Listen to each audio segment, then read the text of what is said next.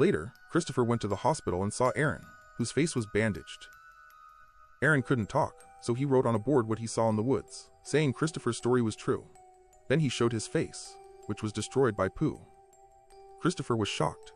Then, a strange janitor appeared.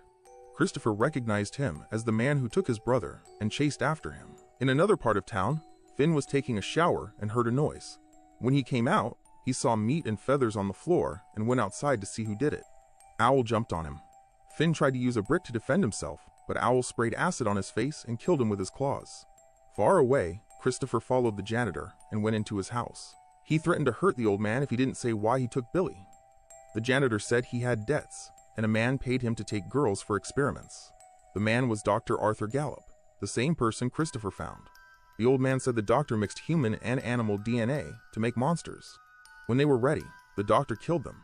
The janitor found out and followed the doctor to the 100-acre wood. He tried to kill the doctor, but the doctor knocked him out. Then, the doctor killed all the girls, so no one would find out. But the janitor woke up and shot the doctor. Then, he buried the bodies in the woods. But the next night, the bodies were gone. The girls turned into monsters and came back to life. The janitor burned down the doctor's house to hide the proof. After telling Christopher the story, the old man shot himself because he felt guilty. While Christopher thought about everything, Lexi was a nanny for a boy named Freddie. She saw someone coming to the house and took Freddie to hide. Freddie sent his toy car with the camera into the room. The camera showed Pooh going through the door and breaking the car. Pooh ran upstairs and looked for them. He didn't find them, but they ran to the stairs. They escaped, and a police car was waiting for them. Freddie's grandfather sent it because he tried to call Freddie, but he left his phone on the bed. Freddie told the police the bear was in his house. The police went to check, and a policewoman went to the attic. Pooh pushed her against the wall. He put his hands on her neck, but she punched him. He pulled her hand off and hit her in the face with the bone. Christopher drove his car with the proof of the doctor's experiments. He listened to a message from the doctor, who said he did experiments to make people stronger. But the monsters were dangerous, so he stopped. Lexi called Christopher and told him what happened. She said his family was in danger. Pooh came to Christopher's house with his bear trap.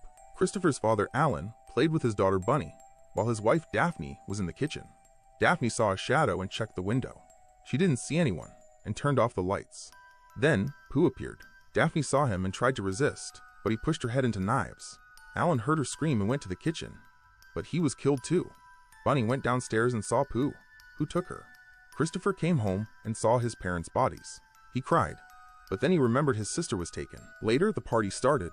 Owl and Pooh went to the party. Pooh tried to get in, but a guest stopped him. Pooh hit the man in the mouth with a metal bar. A guest ran into the party and told everyone what happened, but Pooh